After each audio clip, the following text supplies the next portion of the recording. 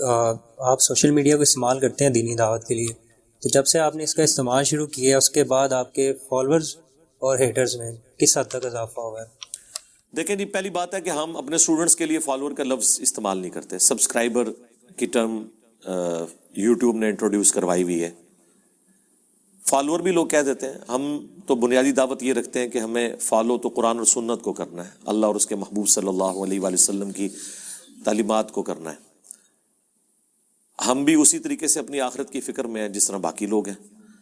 ہاں، بس ایک بندے کی تھوڑی ڈیوٹی بڑھ جاتی ہے کہ وہ ڈرائیونگ سیٹ پہ آ کے بیٹھتا ہے. اس نے بھی اپنی آخرت کی فکر کرنی ہے اور باقیوں کو بھی ساتھ لے کے جانا ہے. جس طرح ایک پائلٹ ہے یا ڈرائیور ہے، اس کا مقصد صرف سواریوں کو منزل پہ پہنچانا نہیں ہے، خود بھی پہنچنا ہے. ظاہر ہے خود پہنچے گا تو سواریوں کو پہنچائے گا، تو اس کی ایک ذمہ داری ہے. بس وہی کام ہم بھی کر رہے ہیں. رہ گیا محبت کرنے والوں میں اور نفرت کرنے والوں میں اضافہ ہونا، اس سے کوئی فرق نہیں پڑتا. اگر یہ چیز سوچی جائے گی تو پھر آپ کوئی بھی دنیا میں کام نہیں کر سکتے. آپ دیکھیں مولانا مودودی رحمہ اللہ تعالیٰ نے جب خلافت و ملوکیت لکھی، اس زمانے میں تو سوشل میڈیا نہیں تھا. وہ اپنے زمانے میں ان کی کتاب وائرل ہو گئی تھی، آج کی اگر لینگویج میں بات کریں. حالانکہ وہ وائرل صرف اتنی ہوئی تھی کہ علماء نے پڑھ لی تھی. عام آدمی نے تو ابھی تک خلافت و ملوکیت نہیں پڑھی ہوئی. ٹھیک ہے، علماء نے پڑھی اور انہوں نے اتنے اتنے فتوے ان کے خلاف لکھ دیے، کتابوں کے جواب دینے شروع کر دیے. اس کو اگر کمپیئر کریں آپ ہماری اس دعوت حق سے، تو ہم نے تو وہ باتیں جو خلافت و ملوکیت میں لکھی تھیں اس میں ویلیو ایڈیشن کر کے بخاری اور مسلم سے وہ ساری کی ساری چیزیں پبلک کو بتا دی ہیں. اور بچے بچے کے موبائل میں وہ چیزیں موجود ہیں. آپ کہیں پہ چلے جائیں، عام بچے جنگ جمل صفین نہروان کو ڈسکس کر رہے ہیں. پہلے علماء نے ان چیزوں کے نام صرف کتابوں میں پڑھے ہوتے تھے، آگے تو پتہ ہی نہیں ہوتا تھا.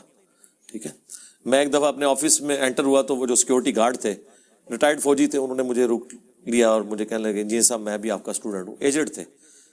تو وہ کہتے ہیں دیکھیں یہ میرے موبائل میں آپ کا، میں رات کو وہ جنگ جمل والا دیکھ رہا تھا.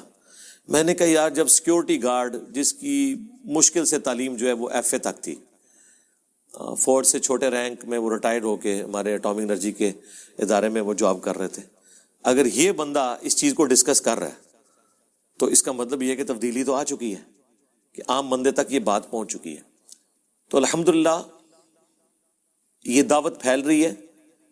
اگر آپ یہ کہیں گے کہ نفرت میں اضافہ ہوا ہے تو یقیناً یہ دو پارٹیاں تو رہیں گی، اللہ کی پارٹی اور شیطان کی پارٹی. اس کو آپ نے نہیں دیکھنا.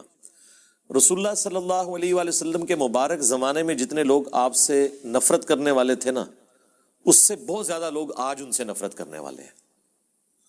تو اس کا یہ مطلب نہیں ہے کہ نبی الاسلام کی دعوت کو کوئی اس حوالے سے نقصان پہنچے گا. جو اہل حق ہیں وہ قبول بھی کریں گے. پچھلے 100 سالوں میں 60,000 کتابیں لکھی گئی ہیں رسول اللہ کے خلاف صلی اللہ علیہ وآلہ وسلم. آپ کی زندگی میں تو 60,000 کتابیں نہیں لکھی گئیں. آپ کو دنیا سے گئے ہوئے آلموسٹ 1400 سال ہو چکے ہیں اور آج اتنی کتابیں ان کے خلاف لکھی گئی ہیں. ان کے حق میں تو کم ہی کتابیں لکھی گئی ہیں، لیکن خلاف تو بہت زیادہ لکھی گئی ہیں. تو وہ شیطان کے ماننے والے اور رحمان کے ماننے والے، یہ دونوں پیرلل میں کشمکش جاری رہے گی. یہ تو قرآن میں بھی اللہ تعالیٰ نے فرمایا ہے کہ جب بھی ہم نے کسی پیغمبر کو بھیجا ہے تو اس کے مخالف جنوں اور انسانوں میں سے اٹھتے ہیں. یہ سلسلہ رہے گا. اگر آپ اس چیز کو دیکھنا شروع کریں گے تو پھر آپ ایک جگہ رک جائیں گے. آپ کا کام یہ ہے کہ آپ اپنے ناقدین کو اوپن مائنڈ ہو کے سنیں اور اپنی اصلاح کریں. پیغمبر کے کیس میں تو ہمیں یہ کہنے کی ضرورت نہیں، ظاہر ہے پیغمبر نے تو اپنی کوئی اصلاح نہیں کرنی.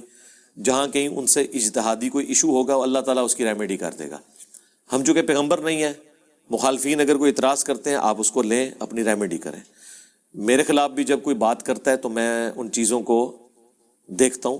بسا اوقات کہیں پہ کوئی مس ہینڈلنگ ہوئی ہوتی ہے، بدنیتی کے ساتھ نہیں، مس ہینڈلنگ، اس کی کلیریفیکیشن دے دیتا ہوں.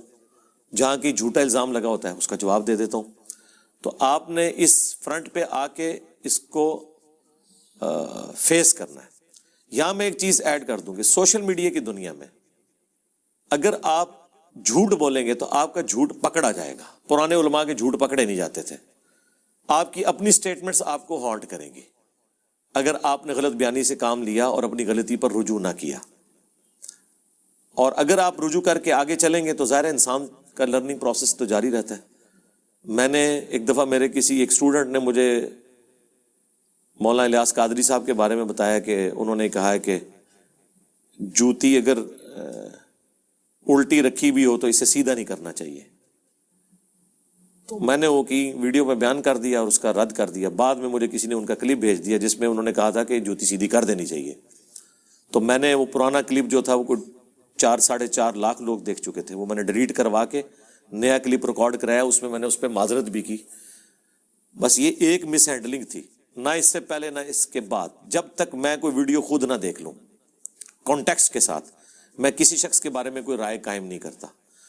اور اکثر اوقات آؤٹ آف کانٹیکسٹ چونکہ ہم بھگت رہے ہیں نا, ہماری چیزیں بھی آؤٹ آف کانٹیکسٹ لوگ پیش کرتے ہیں, تو ہمیں بھی یہ پتا ہوتا ہے کہ ان کے ساتھ بھی کسی نے یہ نہ کیا ہو کہ آؤٹ آف کانٹیکسٹ ان کی چیزیں کاٹی ہوئی ہوں. جس طرح کہ کچھ عرصہ پہلے ایک ویڈیو بڑی وائرل ہوئی تھی مولانا الیاس گھمن صاحب کی, وہ باقاعدہ جو ہومو سیکچولیٹی کو جو ہے نا وہ پروموٹ کر رہے ہیں اور اس کے فضائل سنا رہے ہیں. وہ لوگ کہتے ہیں دیکھیں یہ کیا کر رہے ہیں, حالانکہ وہ خود بیان نہیں کر رہے تھے, وہ کسی کی طرف منسوب کر رہے تھے, لیکن وہ ویڈیو دیکھ کے پتہ لگتا ہے یہ خود کر رہے ہیں, وہ کٹنگ کر کے نا. تو اس طرح ہو جاتا ہے کسی کے ساتھ. تو جب تک آپ خود نہ سنیں, وہ کٹنگز بھی دیکھ لیں کہ یہ بات کیا ہوئی ہے کانٹیکسٹ کے ساتھ, تو انشاءاللہ پھر کوئی مسئلہ نہیں ہے. باقی مخالفت سے گھبرانا نہیں چاہیے, ورنہ تو آپ کام کر ہی نہیں سکتے.